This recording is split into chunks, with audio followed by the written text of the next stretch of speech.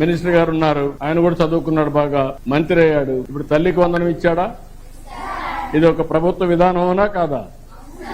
ఎట్లొచ్చింది?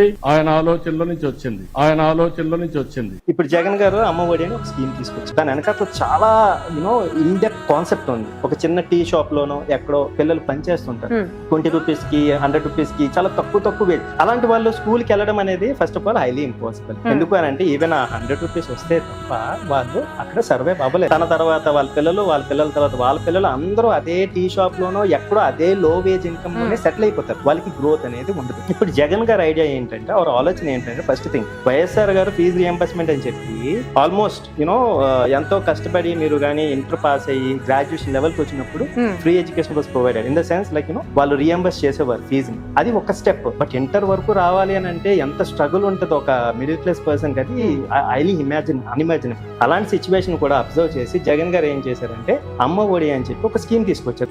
నా 3648 కిలోమీటర్లు సాగిన నా పాదయాత్రను ఆ ప్రతి తల్లి కష్టాన్ని చూశాను. నేను ఉన్నాను అని చెప్పి ఆ ప్రతి చెల్లెమ్మకు చెప్పాను. చెప్పిన ఆ మాటను నిలబెట్టుకుంటూ ఈ అమ్మఒడి అనే పథకాన్ని అమలు చేస్తా ఉన్నాము అని సగర్వంగా తెలియచేస్తా ఉన్నాను.